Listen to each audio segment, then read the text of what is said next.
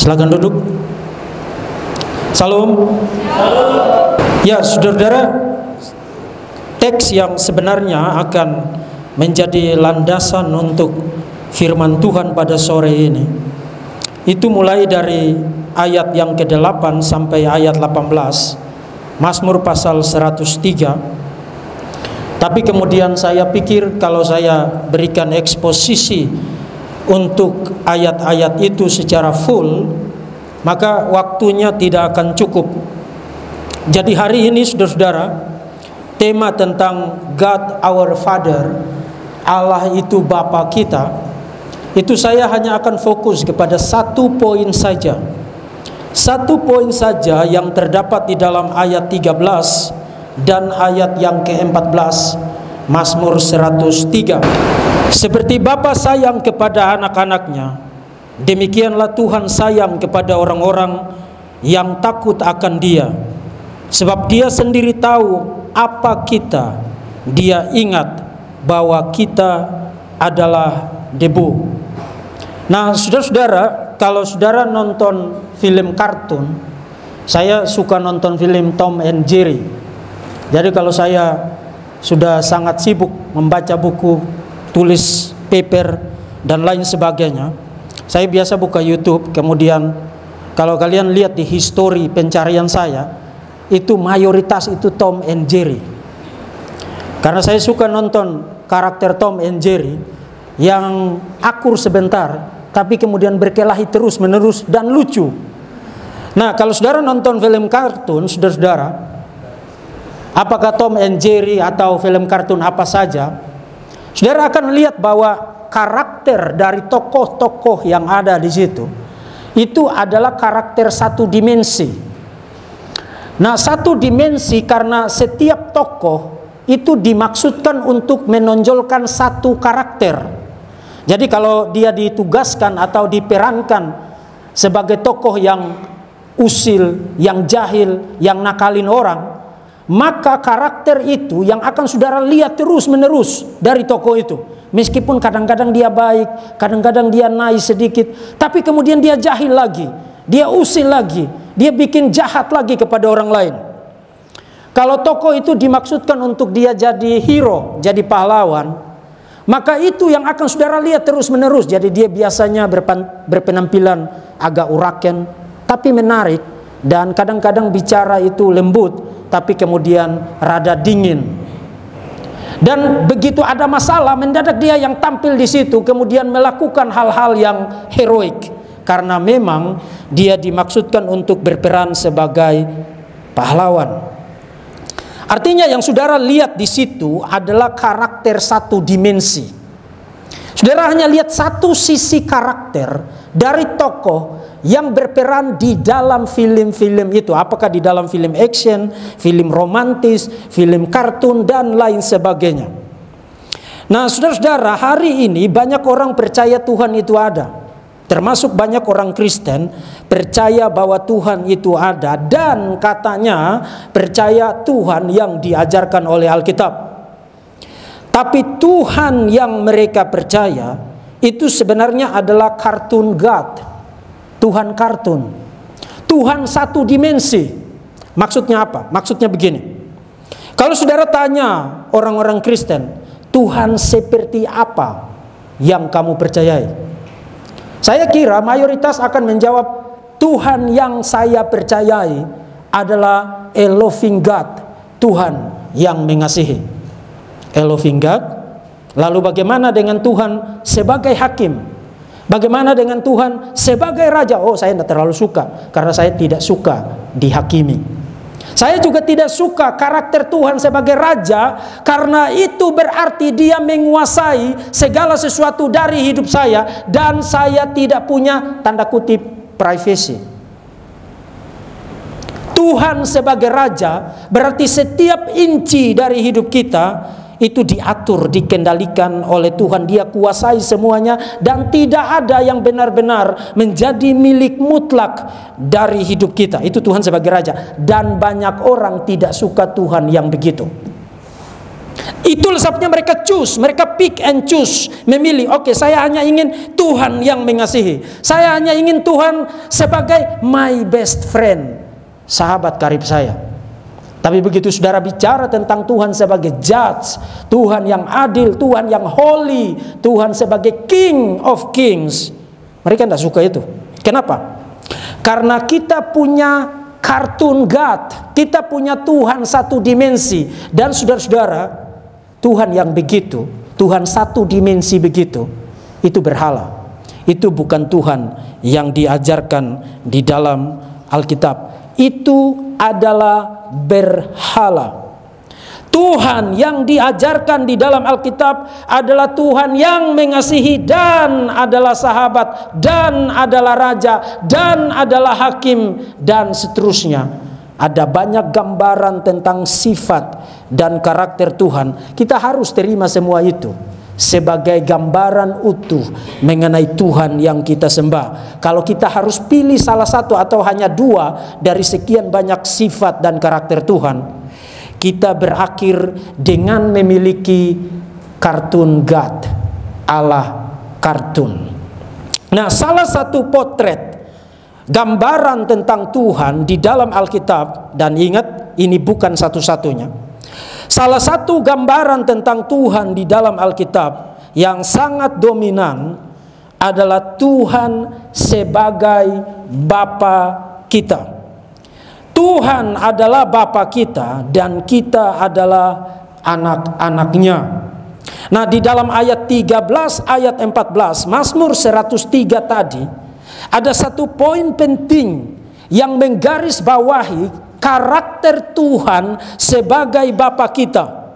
Dan poin itu adalah Tuhan sebagai Bapa dan Dia adalah pengasih yang aman. Satu kali lagi, Tuhan sebagai Bapa kita adalah pengasih yang aman. Saudara perhatikan, seperti Bapa sayang kepada anak-anaknya, demikianlah Tuhan sayang kepada orang-orang yang takut akan Dia. Sebab Dia sendiri tahu apa kita. Dia ingat bahwa kita adalah debu. Saudara perhatikan ungkapan emosi yang sangat dalam yang digunakan untuk menggambarkan kasih sayang Tuhan kepada kita.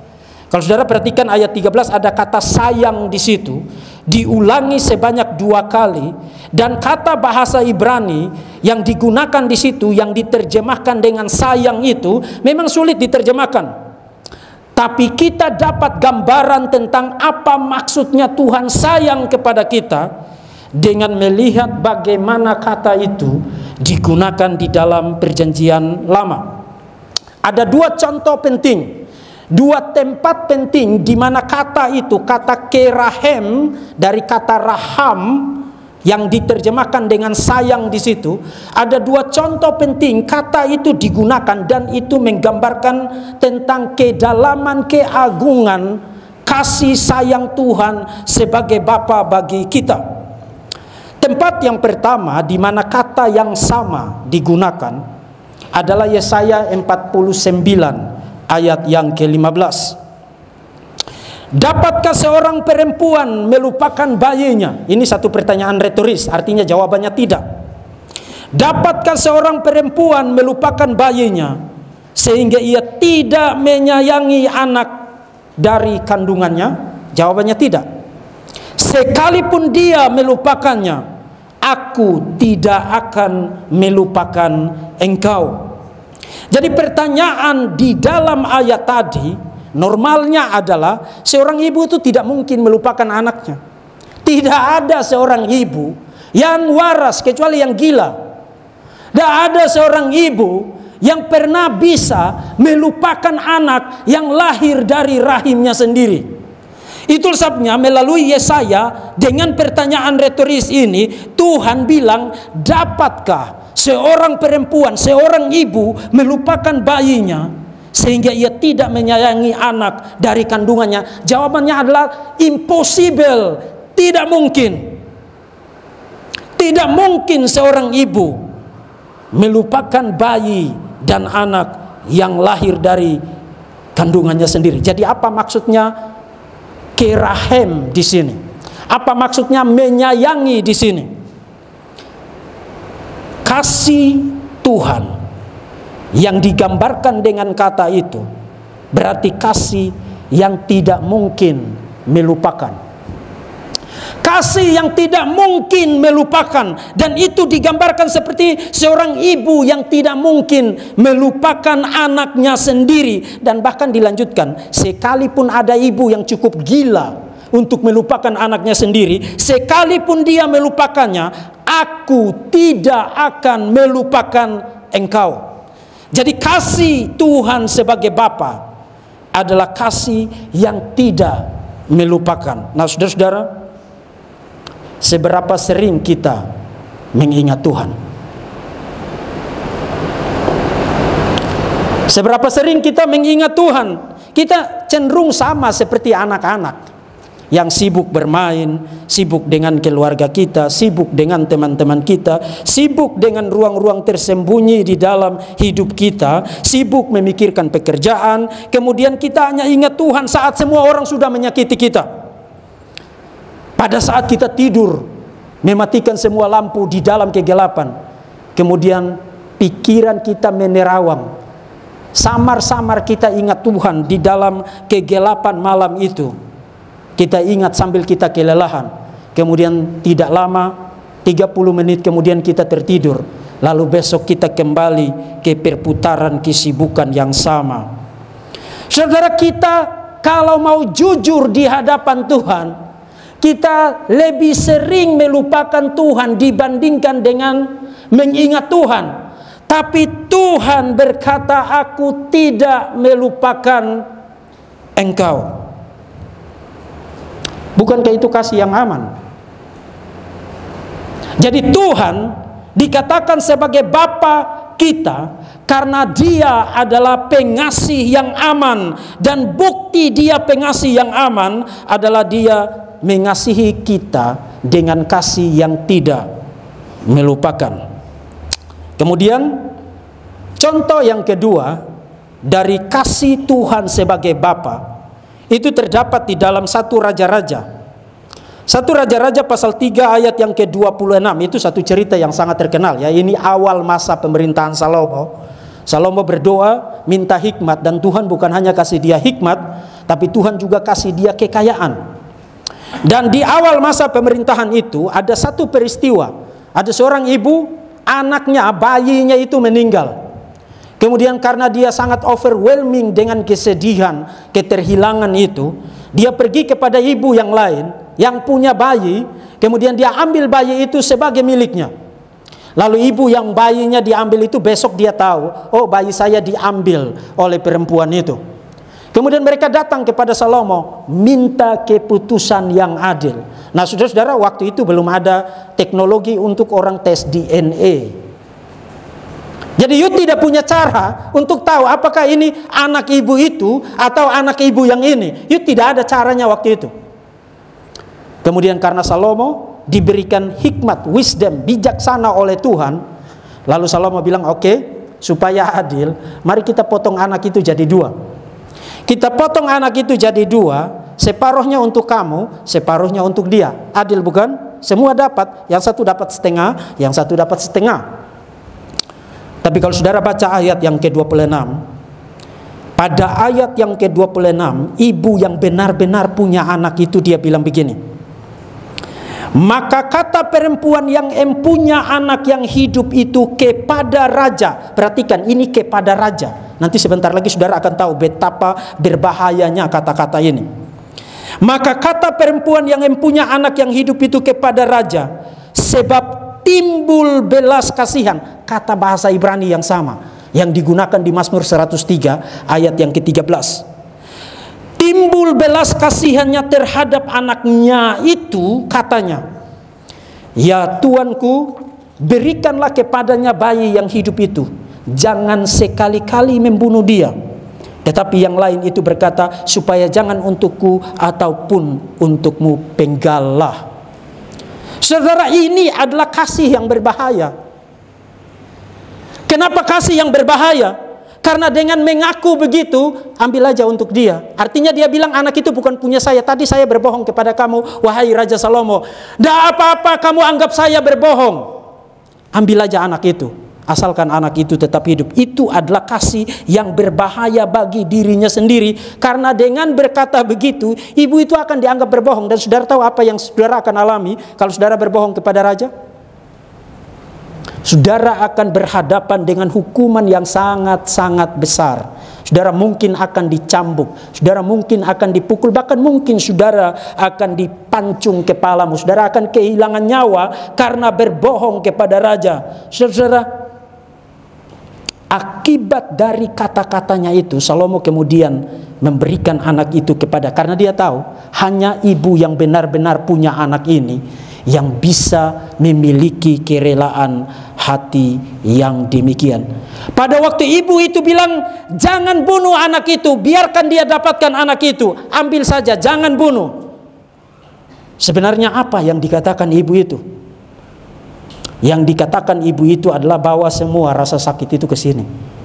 Bawa semua malam-malam sepi, tanpa saya harus dengar tangisan anak kandung saya itu lagi kisih.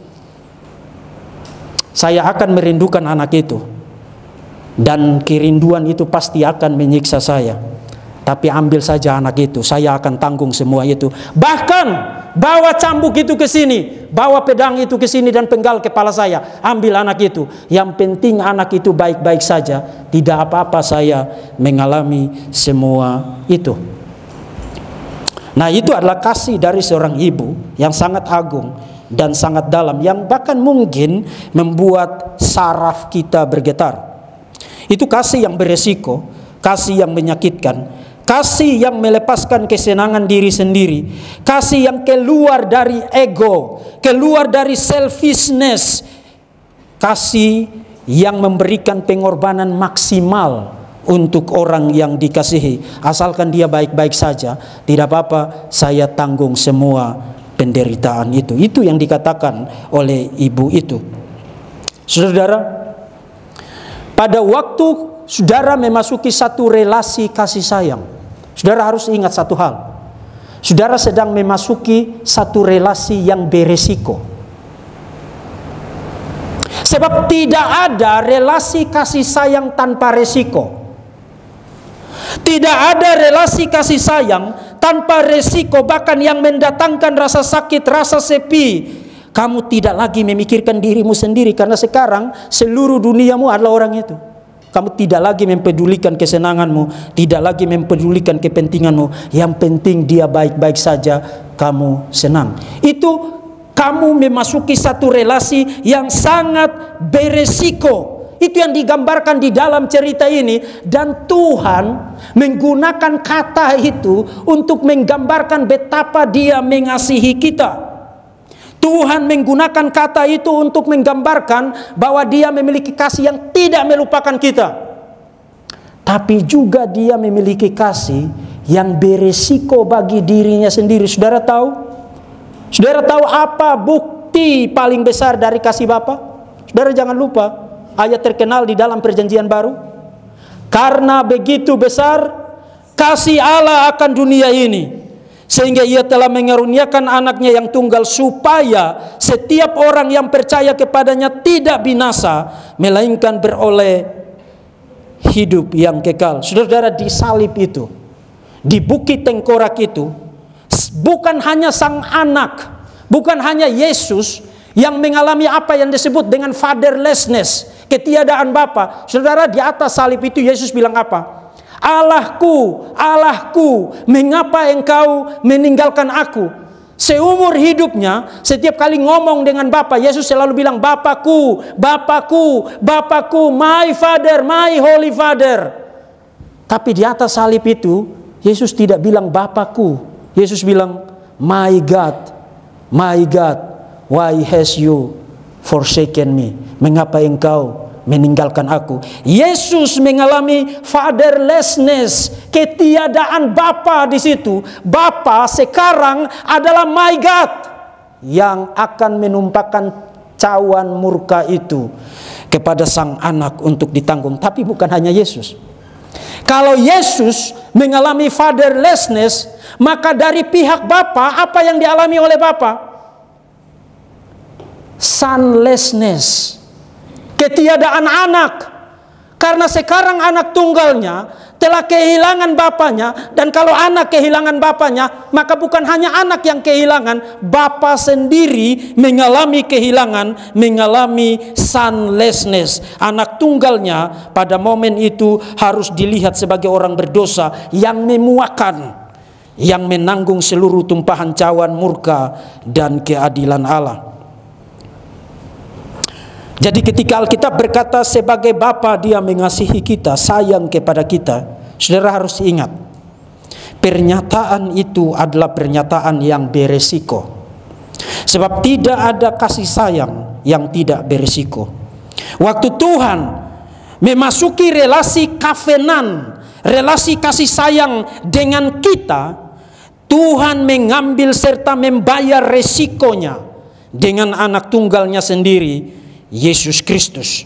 Pertanyaan, kalau saudara punya Tuhan yang mengasihi saudara demikian, bukankah itu kasih yang aman?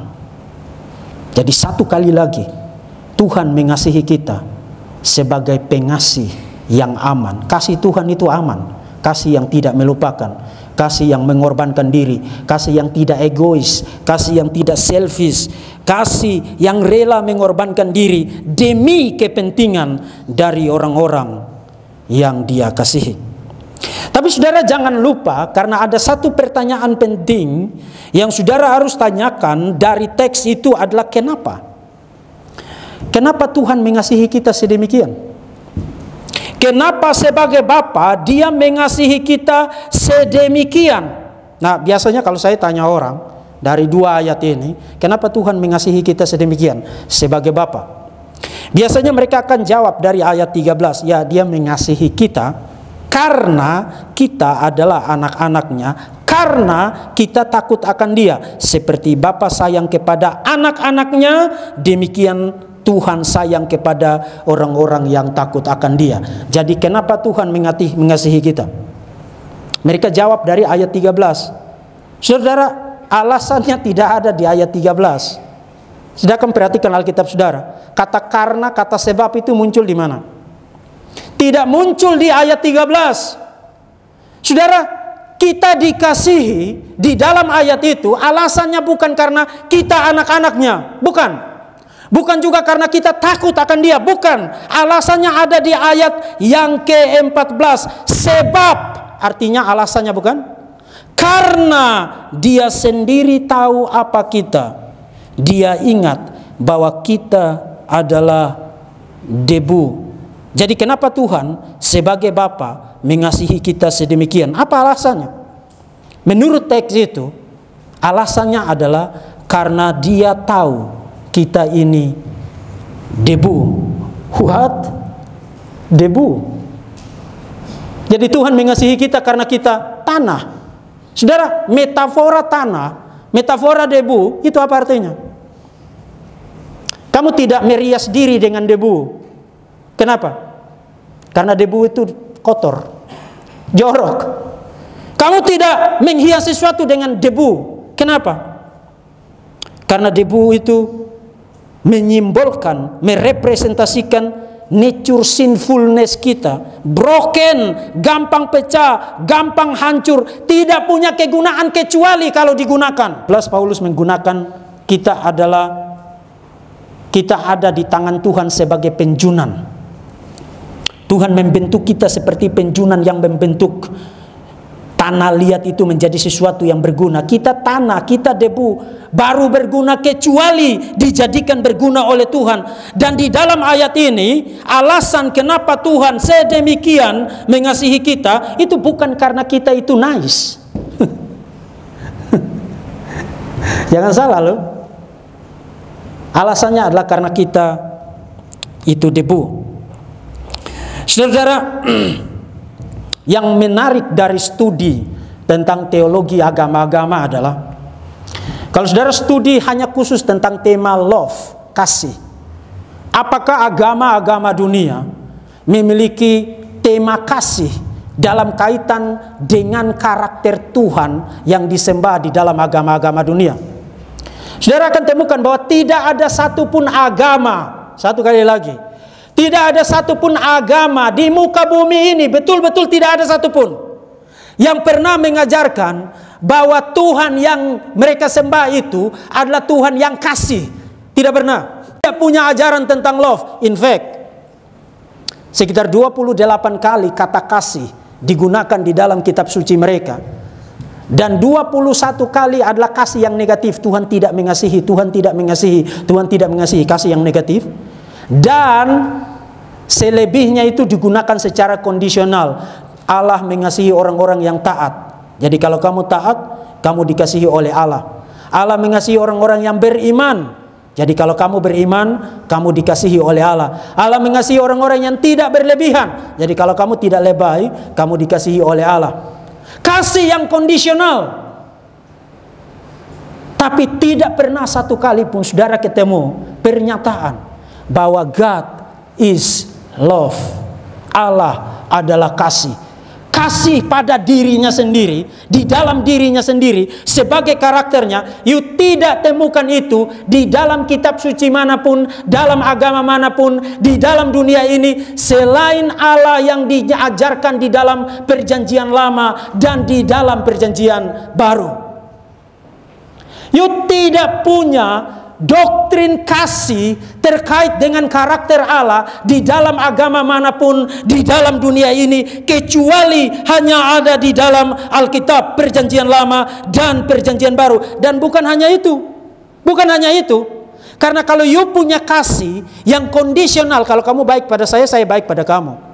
Kalau kamu nice pada saya nice pada kamu. Kalau kamu tolong saya juga tolong kamu. Itu kondisional. Kalau kamu memiliki kasih yang kondisional, apa kelebihanmu dari orang-orang berdosa dan para pemungut cukai? Yesus bilang begini, apabila kamu mengasihi orang yang mengasihi kamu, apakah upahmu? Bukankah pemungut cukai juga berbuat demikian? Jadi kalau kamu memasuki satu relasi, kemudian orang yang bilang, oke, mari kita saling mengasihi, tapi saya ada syaratnya. Kalau kamu ketemu orang begitu, segera dalam sepersekian detik, tinggalkan orang itu. Tinggalkan orang itu. Kalau orang harus memberimu syarat untuk tetap stay dengan kamu, tetap berelasi dengan kamu, then leave it. Pergi. Karena itu bukan kasih kekristenan. Itu bukan kasih Kristiani. Kasih yang memberimu syarat adalah kasih yang rendahan. Dan sosok Tuhan yang mengatakan kamu mengasihi, aku mengasihi kamu karena kamu mengasihi kamu, itu pasti berhala. Karena Tuhan begitu tidak lebih agung dari pemungut cukai dan orang-orang berdosa. Itu kata Yesus. Nah, saudara-saudara, supaya kita tidak menjadi panjang, saya akan akhiri renungan ini dengan mengisahkan bagi saudara ada seorang perempuan. Seorang perempuan pada abad ke-19, namanya Elizabeth Barrett Browning. Elizabeth Barrett Browning, dia adalah seorang perempuan Inggris, sangat pintar, sangat brilian, dan punya kepintaran linguistik yang sangat luar biasa. Hari ini dia dikenal sebagai salah satu penyair perempuan Inggris yang sangat fenomenal, sangat terkenal. Pada waktu dia berpacaran dengan seorang pria yang kemudian menjadi suaminya, mereka berpacaran dengan cara bertukar surat cinta. Nah, memang waktu itu kan belum ada handphone, belum ada SMS, belum ada WA, belum ada email, belum ada apapun. Jadi kalau kamu mau mengungkapkan perasaan, kamu tulis surat cinta sambil senyum-senyum sendiri. Kemudian kamu intip di balik pohon di sebelah sana rumahnya. Jangankan lihat orangnya, kamu lihat atap rumahnya aja, kamu udah seperti Raja Wali yang terbang di angkasa. Kemudian sambil pakai celana komprang, sambil pakai celana komprang, kamu jingkrak-jingkrak senang. Begitu dapat balasan surat, kamu seperti mendapatkan seluruh dunia ada di dalam genggamanmu sekarang. Saudara, kemudahan teknologi itu tidak membuat kita menjadi lebih baik loh. Merampas segala sesuatu yang sangat deep, sangat beautiful. Seandainya tidak ada teknologi semacam itu. Sekarang itu orang itu berelasi udah kayak biasa aja. Udah kayak biasa aja. Tidak ada lagi sense-nya, tidak ada lagi feel-nya, tidak ada lagi kedalaman, deepness semacam itu. Seperti ketika belum ada teknologi semacam itu. Nah, bukan berarti kita harus kembali kepada zaman batu kan? Tapi kita kehilangan something yang sangat berharga, sesuatu yang sangat deep di dalam kecanggihan teknologi semacam ini sekarang. Nah, Elizabeth Barrett Browning menulis satu surat cinta dalam bentuk puisi kepada pacarnya yang kemudian jadi suaminya. Dan surat cintanya itu berjudul If Thou Must Love Me. Jika kamu harus mencintai saya. Jika engkau harus mengasihi, biarlah itu bukan karena apapun, kecuali demi kasih itu sendiri. Jangan pernah katakan aku mencintainya karena senyumannya, parasnya, cara bicaranya yang lembut, karena cara berpikirnya yang begitu selaras denganku, dan yang tentu saja menghantarkan perasaan nyaman tiap-tiap hari. Karena hal itu kekasihku bisa diubah dan bisa berubah demi engkau. Kasih yang diikat dengan cara itu mungkin juga dilepaskan kembali. Jangan mengasihiku karena simpatimu menyeka keringat kedua pipiku. Dia yang telah sedemikian lama memberi kenyamanan mungkin saja lupa menangis, dan dengan demikian kehilangan kasihmu. Kasihilah aku demi kasih itu sendiri. Semoga kasihmu itu berlanjut untuk selamanya, menembus kekekalan kasih. Saudara-saudara yang dikasihi oleh Tuhan Yesus Kristus, kita dituntut untuk memiliki kasih pada level yang demikian. Kasih pada level di mana waktu kita menetapkan hati kita untuk mengasihi orang-orang, mengasihi pekerjaan Tuhan, mengasihi pelayanan, kita tidak akan menetapkan syarat terlebih dahulu. Tidak akan. Kenapa? Karena kita tidak punya Tuhan yang bersyarat semacam itu. Kita diciptakan menurut gambar dan rupa Tuhan, dan itu adalah potret Tuhan kita. Maka kita juga dituntut untuk punya kasih yang tidak bersyarat. Saudara, kalau orang datang kepada saya kemudian memberi saya syarat ini itu, saya betul-betul langsung kehilangan minat untuk orang itu. Betul-betul langsung kehilangan minat. Langsung 0%. Karena ini berarti orang ini bukan orang Kristen. Dia datang dengan pikiran dunia. Dia datang dengan pikiran orang berdosa, datang dengan pikiran pemungut cukai, datang dengan pikiran orang-orang yang tidak pernah kenal Tuhan. Kalau kamu kenal Tuhan, kamu tidak akan mengasihi orang dengan syarat.